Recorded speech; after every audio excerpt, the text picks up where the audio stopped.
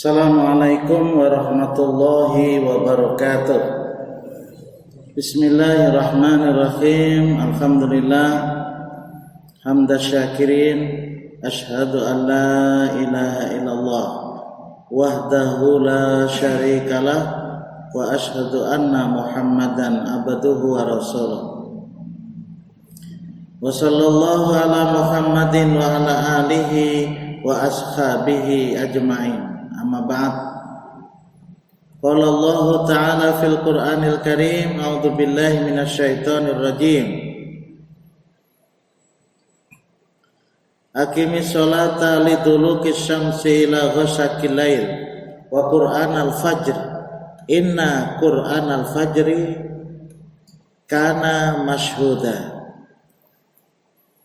Jamaah yang dimuliakan Allah, pastilah orang itu punya keinginan beriman, yang iman itu adalah memiliki iman yang istiqomah atau iman yang kuat, iman yang tidak ragu-ragu, iman yang menjadikan kita itu taat. Itu mesti. Tidak bisa baik kita beragama itu asal-asalan. Tidak. Jadi memang kita harus bersungguh-sungguh. Jangan kita hanya sekedar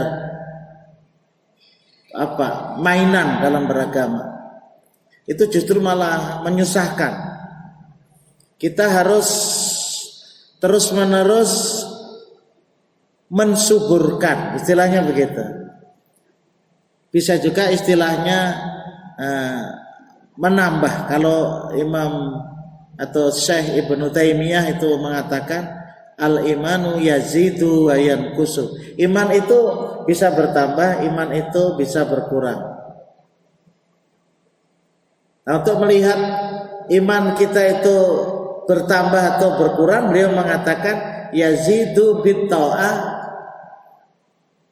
Bertambahnya itu karena ketaatan, wayan kusu bil maksiyah. Berkurangnya itu karena kita melanggar perintah Allah. Itu berkurang. Bila melanggar perintah Allah berkurang tak? Pada pertemuan Kamis subuh yang lalu, mensuburkan iman diantaranya adalah dengan kita dengan kita menghidupkan salat subuh berjamaah. Berjamaahnya di masjid, bukan berjamaah di rumah. Kecuali kalau ada udzur syar'i. Udzur syar'i, udzur yang memang dibolehkan oleh agama atau mungkin hujan ya. Kalau sebenarnya kita ini tambah menjadi orang yang mampu, itu bisa bertambah berdosa. Contoh kita ini kan rata-rata kita ini berisi mobil, berisi motor bahasa kita. Untuk apa motor itu? Motor itu untuk ibadah. Bila hujan ke masjid pakai mobil. Itu. Jadi kita yang punya mobil, hujan kada berangkat itu berdosa Pak. Ulun pernah mendengar ceramah siapa ya.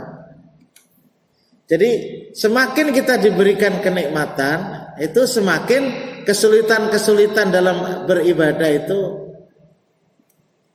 semakin bisa dihilangkan kesulitan itu. Udzur itu semakin bisa dihilangkan. Apa? Diolor mobilnya itu. Jadi tidak lagi menjadi udzur. Semestinya begitu. Tanda kesyukuran itu kan begitu. Tapi kita kan enggak tahu, termasuk ulun barangkali bila hujan kadang turun. Lalu darurat berdiam di rumah. Padahal kita telah mengingkari nikmat pemberian Allah yang mestinya untuk kemudahan kita berangkat, tapi ternyata kita tidak melakukan. Kan seperti itu kita akui saja Pak. Makanya Allah kadang-kadang juga ya melihat jamaah itu semangat dalam beribadah itu luar biasa, kadang-kadang ulun sendiri juga minder. Ceramah di suatu tempat hujan turun, ulunnya sendiri kadang-kadang berpikir kada turun, tapi jamaahnya turun pada bermobil bertahan, mobilnya dibawa turun untuk sekedar mendengarkan taklim dan berjamaah dan taklim. Seperti itu kan kalau bahasanya orang tasawuf itu sudah sampai Pak. Sampai apa? Sampai dekat dengan Allah Subhanahu wa taala. Jadi kita ya masih jauh. Kok kemudian kita ingin masuk surga dengan dengan amal ibadah yang kita lakukan? Ya jauh lah. Kenapa? Karena ikhtiar yang maksimal, ikhtiar yang maksimal itu kita tidak melakukan. Nggih, darurat. Ayo Bang, kita pikirkan nih kapan kita nih sembahyang rapat nah.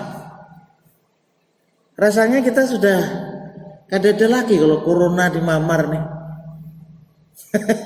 Orang musola, tolong dipikirkan pengurus takmir masjid ini. Tapi kalau nanti ada yang merasa masih susah ya, ayo enak. Tapi di lain tempat sudah mulai rapat Pak itu nah. Mulai rapat sudah walaupun pemerintah masih takutan juga. Cuman karena ini handa pilkada jadi agak dilonggar karena kan permintaan sebagian organisasi kalau bisa, kan daerah tertentu memang masih susah. Tapi rasanya kita kok nggak ada sih klaster corona di masjid. Tapi lu nggak ada, cuman ya tolong dipikirkan. Tapi kalau masih rasa takutan ya memang hukumnya ada juga Pak. Ad-darurah. Ya akhirnya kita kena karena takutan tadi itu. karena takutan, karena panik tuh. Maksud ulun sebagian sudah ada yang melakukan ya walaupun tidak rapat tuh ya minimal batasannya sajadah Pak. Dari sajadah masing-masing. Oke, jadi tolong difikirkan sama-sama. Kalau memang berbahaya ya silahkan aja. Untuk seperti kita ini. Karena ada juga yang masih seperti kita ini, ada juga yang sudah berani untuk rapat. Kembali, ternyata keutamaan orang melaksanakan sholat subuh berjamaah itu kada entengan Pak ya Allah memberikan keutamaan itu. Yang pertama diberkahi oleh Allah. Coba ulun mau ulangi nah. Karena ulun semalam ceramah itu waktu subuh. Jadi tidak sebanyak yang seperti ini. Siapa sih hidup tidak suka diberkahi oleh Allah Pak? Mendapat ziyadatul khair, kebaikan-kebaikan yang amat banyak. Ya makanya kan ada seorang ulama yang berani mengatakan orang itu kalau rajin beribadah nyaman hidupnya. Coba, itu nggak sekedar ucapan loh Pak. Itu nggak sekedar ucapan. Memang Allah Subhanahu Wa Taala itu benar-benar menjamin. Dalam surat At-Tolak itu pian baca. Wa may yattaqillaha yaj'al lahu makhraja wa yarzuqhu min haitsu la yahtasib. Siapa yang bertakwa kepada Allah, artinya suka beribadah kepada Allah, terutama sholat subuh berjamaah, dimudahkan jalan keluar dari kehidupan ini. Mungkin dengan kalimat yang lain, hidup yang mudah, itulah. Tapi kan mudah itu perlu sebuah perjuangan ya kalau Pak.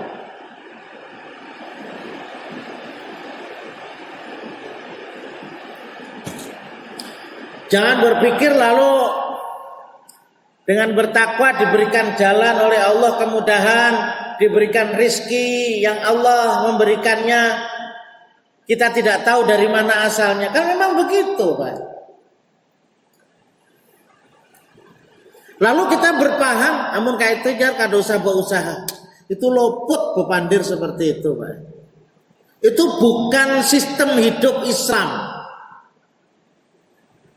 Kalau orang itu lalu bepandir itu seperti itu. Bu ya lihat Rasulullah itu macam apa. Lihat para sahabat itu ya. Apa dikira kemudian Abu Bakar, Umar, Utsman itu berzikir saja di masjid ya? Enggak, man. Utsman bin Affan tuh berbisnis. Nah, bahasa lain kan bisnis berdagang. Umar bin Khattab tuh di samping berbisnis juga memiliki kebun, Pak. Ya sampai terlambat sembahyang asar. Berkali-kali lambat, nguyak lagi dijualnya sudah. Itu sejarah terkenal, Pak. Terkenal sekali sejarah itu. Jadi ketika dia bekerja, justru pekerjaan ini menjadikan kita ini mundur beribadah, lepas pekerjaannya. Nah, itu kan kemampuan yang luar biasa. Artinya jangan sampai pekerjaan yang kita lakukan itu menjadikan kita itu lalai, kan seperti itu. Allahumma barik li ummati fi bukuriha, ya Allah berkahilah umatku pada waktu paginya. Ulangin ya lah. Ya Allah berikan berkah. Maksud fi bukuriha riwayat Abu Daud, Tirmidzi dan Ibnu Majah ini ketika itu Rasulullah SAW berbicara selesai melaksanakan sholat subuh berjamaah.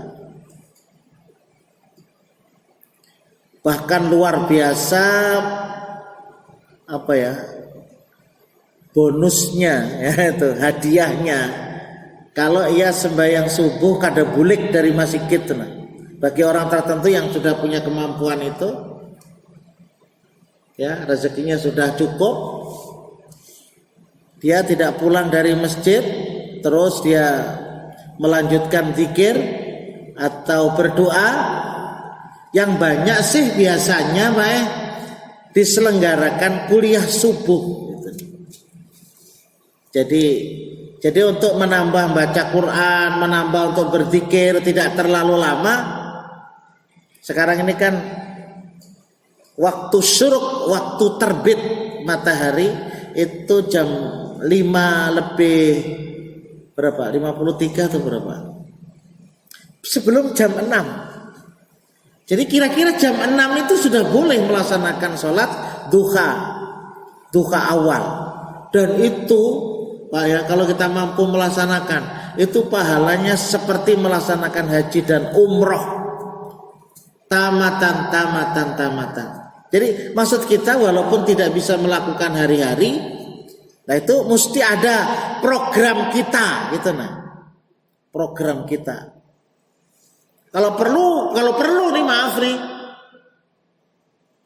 diadakan permakanan. Nah, hari apa yang kira-kira kita jamaah ini hari itu banyak di rumah. Artinya bukan hari pasar apa, sehingga banyak orangnya. Jadi memang disetting, Pak. Memang disetting, diprogram. Memang diprogram sehingga mampu untuk melakukan seperti itu. Karena kalau melakukan dengan berjamaah itu biasanya agak mudah, Pak. Kalau melakukan sendiri-sendiri itu memang agak berat. Kenapa sekarang puasa Ramadan itu mudah dilakukan? Kenapa sesudah Isya lalu kita mampu melaksanakan sholat Qiyamul Ramadan? Dikerjakan bersama-sama. Jadi model enteng ya. Dan Rasulullah sendiri kan juga mengatakan ketika ada orang yang, ya Rasulullah, ulun ini susah sekali untuk khusyuk dalam sembahyang. Apa kata Rasulullah? Shalli bil jamaah. Sembahyanglah kamu dengan berjamaah, maka akan engkau dapati kekhusyuan itu. Jadi ketika kita melaksanakan sholat kita dengan berjamaah, itu akan mendapati kita kekhusyuan. Itu kan begitu, Pak. Yang kedua, mendapatkan cahaya yang sempurna. Basyiril masyain fid dulmi ilal masajidi bin nurit tami yaumal qiyamah. Rawahu Abu Daud wa Tirmidzi. Sampaikan berita gembira kepada orang-orang yang berjalan pada saat gelap menuju ke masjid. Maksudnya di sini adalah as-subuh, al-fajr, salat fajar. Apa? Binurit tam, dengan cahaya yang sempurna pada hari kiamat. Cahaya itu artinya terang. Bukan dirinya bergemerlapan, dah. Nah, ada kok cerita mulai zaman Rasulullah sampai para sahabat, kemudian ya hadis yang menyatakan kuburan mereka itu bercahaya, nggak ada. Kalau sekarang kemudian ada, nah itu wallahu alam kenapa kok jadi ada? Nggak ada, Pak. Jadi tidak ada sebuah cerita ya hadis yang menyatakan bahwa ada kuburan Rasulullah ya, termasuk juga kuburan para sahabat yang bercahaya. Apa bahasa kitanya itu? Kuburan begirap kah? Begirap kan apa? Tidak ada. Tetapi kalau orang itu melaksanakan sholat subuh berjamaah ya di masjid waktu gelap, kalau di rumah kan nggak gelap, Pak. Kecuali kalau lampunya dimatiin. Jadi di sini maknanya basyiril masyain, berikan kabar gembira kepada orang yang berjalan. Makanya ada orang yang memahami hadis ini itu kalau anak ke masjidnya kadang mau bersepeda motor. Ada. Memahami hadis ini bujur-bujur. Kenapa? Berjalan. Orang-orang tua-tua kita dulu itu ada, ulun mendapati beberapa orang begitu. Nggih, berapa kali ulun bertakon, kenapa makasih sidit itu berjalan? Ini mengamalkan memahami hadis secara apa adanya. Nah, ini ada orang yang memahami hadis apa adanya. Kalau ulun tidak termasuk ini. Berikan kabar gembira kepada orang yang berjalan di malam masih gelap ilal masajid, menuju ke masjid. Maknanya adalah sholat subuh. Binuritam, dia akan mendapatkan cahaya yang sempurna pada hari kiamat. Termasuk di sini hari kiamat itu perjalanan menuju kepada hari akhir. Makanya kan bapak-bapak, ibu-ibu, ketika membicarakan tentang al-imanu bil yaumil akhir, beriman kepada hari akhir, maknanya adalah meyakini mayakunu, apa-apa yang terjadi ba'dal maut, sesudah seseorang itu meninggal dunia. Itu sudah masuk dalam kategori iman kepada hari akhir.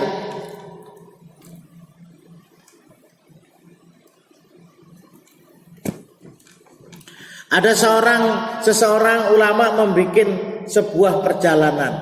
Nah, perjalanan baik. Coba ulun bukakan perjalanan tentang kehidupan kita. Coba ulun bukalah. Nah, ini ada enak. Ya. Perjalanan hidup kita ini dimulai, beliau ini menerangkan tentang mulai alam roh.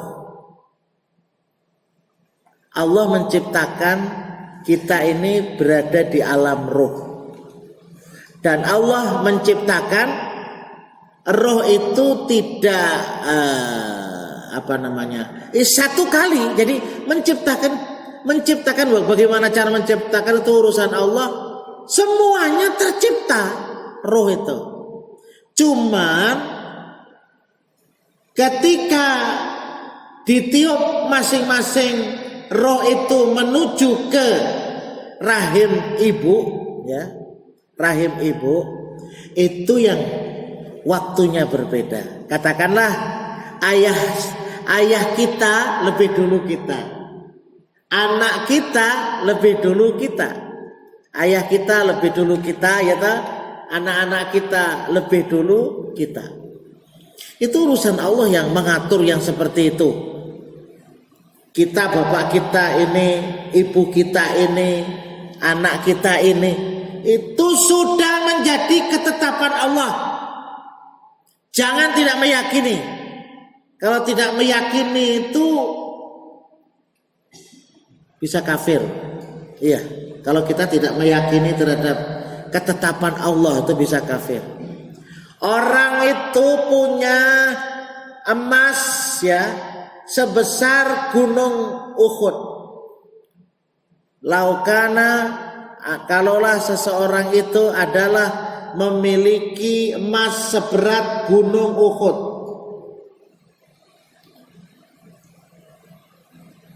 anfaktahu, engkau menginfakkan, ya, emas sebesar gunung Uhud itu fisabilillah di jalan Allah. Makubiluhu, maka tidak diterima infak itu. Sedekah itu tidak akan diterima. Emas sebesar gunung Uhud. Hatta tu'mina bil qadri, sehingga engkau meyakini terhadap al-qadar. Jadi kalau kita itu tidak meyakini, Pak, itu tidak diterima. Amal kita itu dicontohkan, dicontohkan amal. Berarti yang lainnya juga nggak diterima, Pak. Jadi makanya kalau kita itu sementara tidak diterima, tidak menerima dengan yakin bahwa ini adalah ketetapan dari Allah, maka seharusnya kita harus beristighfar. Omai hanyar aja aku ketemu, matilah aja. Nah, ada percaya. Ya kalau itu mungkin kabar sih perlu adanya klarifikasi, perlu betakon lagi. Hanya ketemu, matilah. Kalau kita tidak meyakini, itu bisa menjadikan amal kita tidak akan diterima oleh Allah SWT. Lalu Allah SWT meniup roh itu menuju ke alam kandungan, alam rahim. Rata-rata 9 bulan ke atas, maka dia dikeluarkan dari alam rahim menuju ke alam dunia. Nah sekarang kita ada di dunia ini. Prosesnya masih, kalau melihat perjalanannya itu masih jauh, benar Pak. Kalau melihat perjalanannya sampai seseorang itu alhamdulillah nanti di surga, naudzubillah di neraka, panjang sekali. Setelah dari alam dunia, umur kita ditetapkan oleh Allah Subhanahu wa taala, dan segala sesuatunya juga ditetapkan oleh Allah Subhanahu wa taala yang wajib kita yakini. Kemudian kita wafat atau meninggal, maka ketika itu kita berada di alam kubur. Ketika seseorang itu berada di alam kubur, maka ia tidak bisa kembali lagi ke alam dunia. Itu wajib diyakini, Pak. Makanya jadi kenapa kita tidak menghadiri acara perayaan Maulid Nabi itu, kadang-kadang yang mereka lakukan itu diantaranya yaitu berdiri itu. Itu yang kita Pak? Ya mungkin kalau sekedar hanya berdiri saja, kadang-kadang orang banyak berdiri kayak itu aja. Itu Pak, ada keyakinan bahwa roh Rasulullah SAW itu datang. Sampai-sampai ada orang yang punya keyakinan kalau ikam kada berdiri itu tungkut, coba. Nyata itu tongkut karena berdiri. Karena kau berdiri. Itu kan bahaya Pak. Jadi itulah makanya kita tidak meyakini itu. Soal orang meyakini itu urusan orang Pak. Dan itu bagi kita berbahaya, bagi tauhid Pak. Karena memang landasan dari Al-Quran yang qat'i, ya kalau pendapat sih banyak Pak. Memahami terhadap ayat-ayat, kemudian digambarkan bahwa ya cuman masalahnya wayah ini Pak, ya banyaklah riwayat-riwayat atau acara-acara maksud tolong itu supaya orang semangat untuk berdiri itu diberi hadiah. Jadi di atasnya berdiri itu hadiah bermacam-macam. Kalau sudah tola al-badru udah berdiri, ambil barang-barang digantung-gantung itu. Ada juga yang semangat untuk supaya berdiri lalu berbagi duit.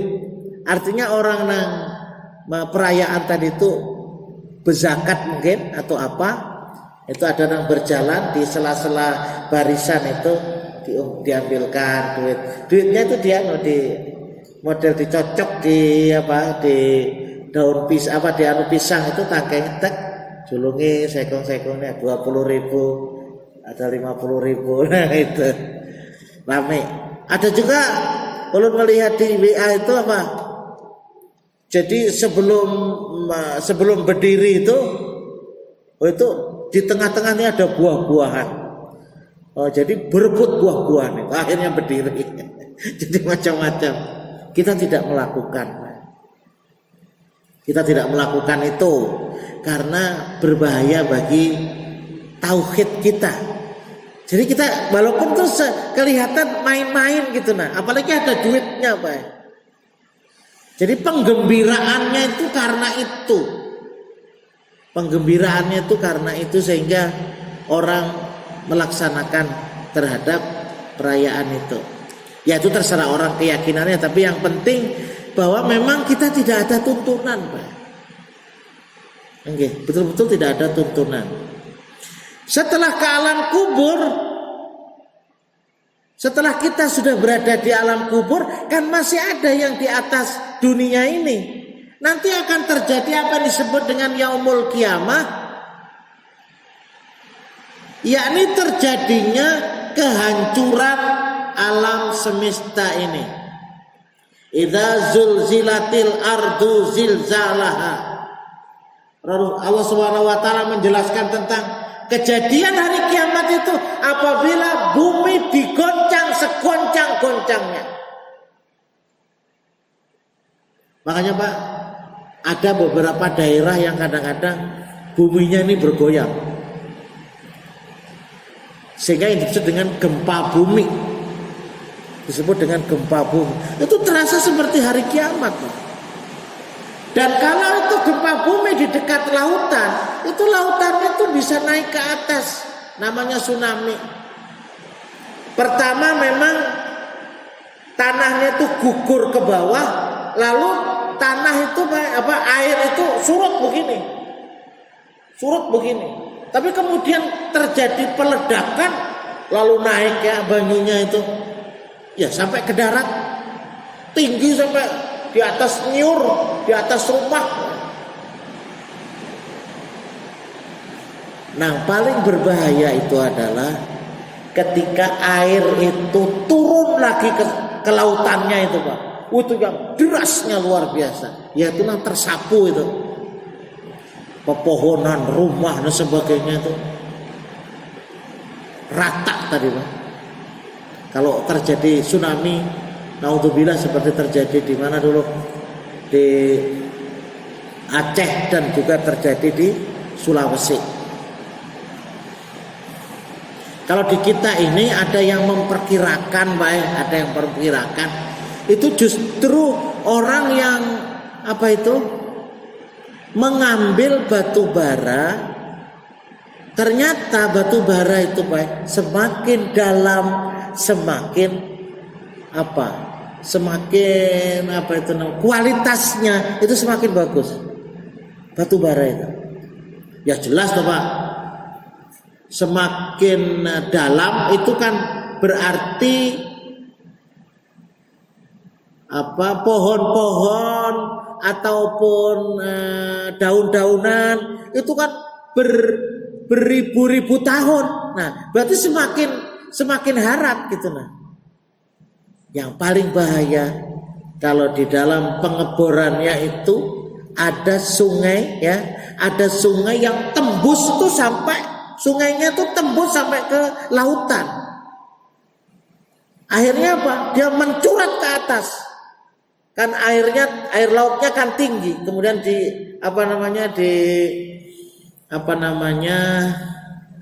diambili itu kan terus rendah, Pak. Itu mencurat ke atas. Dan tidak bisa dibendung. Wah, itu yang. Jadi ada sebagian mengatakan kalau kita di Kalimantan nih kira-kira akan ada tsunami. Tapi ada terjadi seperti itu, Pak. Sedangkan kita ini banjir yang ada di Awayan, banjir yang ada di Paringin, kita sudah tertampung air di kita sini.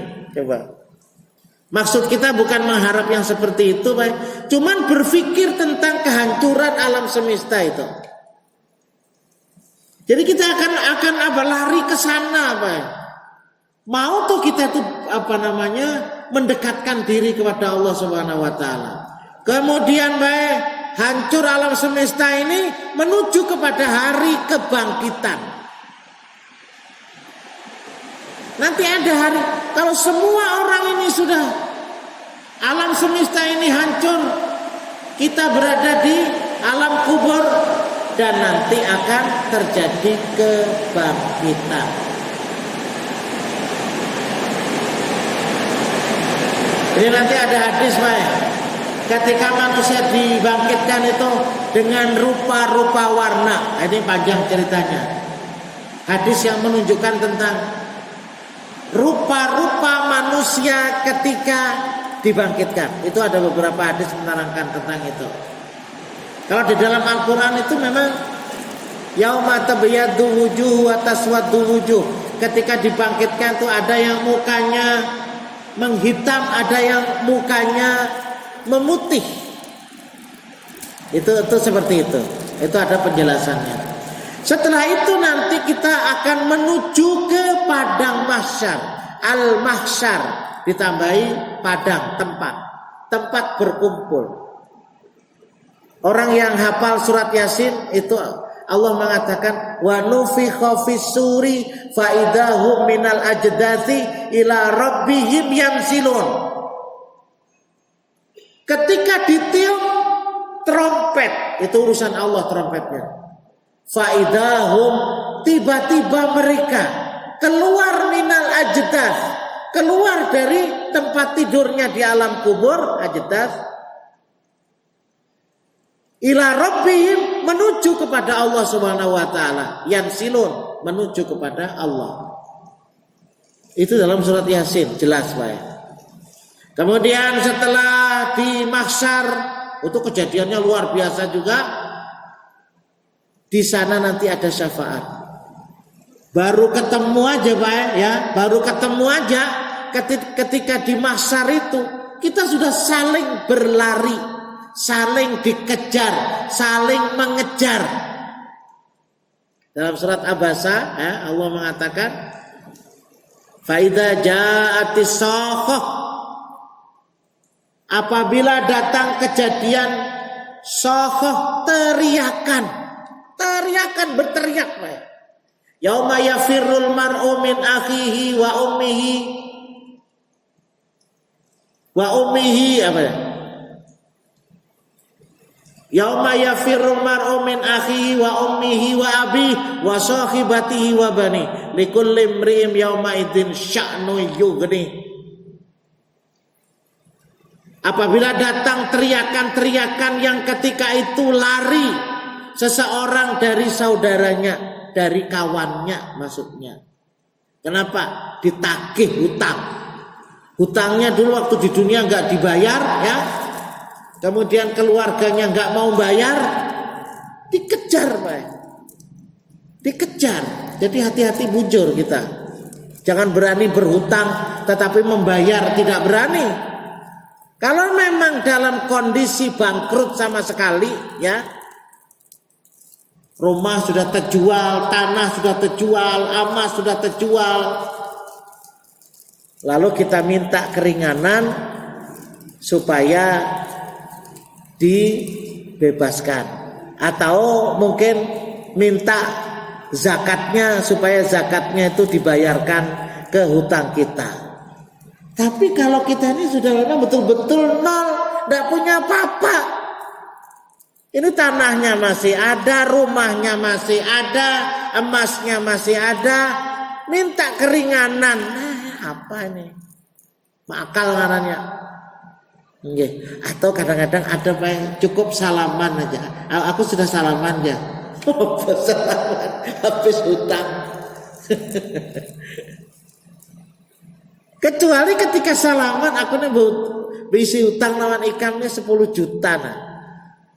Tolong Bang diikhlaskan. Aku gak ada berisi apa-apa. Nah, itu baru kalau sekedar salaman hutangnya hilang. Dari mana dasar itu? Gak ada, kasihan.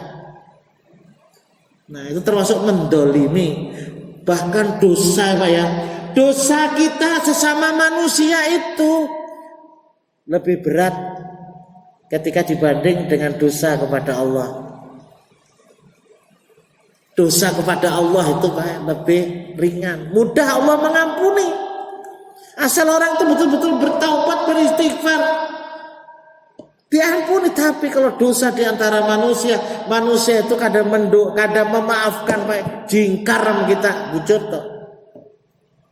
Jingkar kita Pak. Ringkas kemudian ada syafaat pertolongan, ada syafaat kubro. Ketika itu Pak Rasulullah memberikan syafaat, berenai orang Pak, kada lagi berteriak-teriak. Lalu kita menuju ke hisab, pengadilan, perhitungan amal. Coba perhitungan amal kita akan dihitung oleh Allah. Nanti ada penjelasan tentang ini, utamanya sembahyang. Jadi hati-hati betul dengan sembahyang. Kita perbaiki ya mutunya, termasuk juga kualitas, kuantitas, banyaknya itu juga penting. Bukan hanya mutunya saja. Kemudian setelah itu ada penyerahan catatan amal. Ada weh. Fa amman utiya kitabahu biyaminihi fasaufa yuhasabu hisaban yasira wa yanqalibu ila ahlihi masrura. Itu surat Al-Insyiqaq, baca. Idza sama'un syaqqat. Itu kita akan menerima kitab. Bagaimana bentuk kitabnya? Apakah seperti HP ini? Gak tahu kita. HP ini kan kalau dijadikan buku itu kan, wow, bisa satu masjid ini gak cukup. Ya, di dalamnya nih kalau di print umpamanya, di print, woi, banyak benar. Ini sebuku aja tak. Kemudian baik, ada mizan. Coba telitinya coba. Jangan kita mengatakan apakah Allah Subhanahu wa taala itu tidak mengetahui jadi maka ditimbang-timbang. Bukan, untuk menjadikan kita itu lebih yakin bahwa apa yang kita lakukan ini penuh dengan keadilan. Kalau kada percaya nih lihatin ada timbangannya. Timbangan amal lain, timbangan orang lain. Nanti nang kurus kasihan, kada masuk surga aja nang kurus. Nang lama aja masuk surga. Ya enggak lah. Amalnya yang dilihat, yang ditimbang itu amalnya. Seperti contoh, orang yang melaksanakan sholat subuh berjamaah, pahalanya seperti yang melaksanakan sholat sunat semalam suntuk. Seitu Pak pahalanya. Kemudian berikutnya adalah ada yang disebut dengan telaga. Jadi kita akan menuju kepada telaga. Namanya telaga Al-Kautsar. Yang pertama kali Rasulullah. Yang berikutnya siapa yang mengikuti Rasulullah. Kemudian ada yang tidak masuk. Lalu Rasulullah mengatakan, ya Allah, itu orang itu kenapa jadi maka kada kawa masuk. Wahai Muhammad, engkau tidak tahu sesudah engkau itu meninggal, ada orang yang mereka itu tidak mengikuti engkau, baik itu berakidah maupun itu beribadah, ada mau patikan. Jadi makanya terkandang dia tidak bisa masuk ke telaga itu. Makanya kan apa Bang, kita ini berusaha, semua orang juga berusaha bagaimana di dalam berakidah itu bertauhid bujur-bujur hanya kepada Allah Ta'ala. Ketika beribadah kita hindari hal-hal yang bersifat bid'ah, itulah kita hindari. Berperilaku bujur-bujur, berperilaku seperti al-akhlaq karimah. Berikutnya setelah itu kita akan menuju ke sirat. Sirat itu apa? Jembatan yang melintang di atas neraka jahanam menuju ke surga. Nah coba, bisa aja dibayangkan, karena hadis semacam itu riwayat Imam Muslim, Jisrul mansub ala dhahri jahannam. Jamaah, mudah-mudahan kita bersama-sama digiring oleh Allah menuju ke surga dengan cara, marilah kita suburkan keimanan di dalam melaksanakan salat subuh berjamaah di masjid. Demikian, hadanallahu wa iyyakum ajmain. Subhanakallahumma wa bihamdika asyhadu an la ilaha illa anta astaghfiruka wa atubu ilaik. Assalamualaikum warahmatullahi wabarakatuh.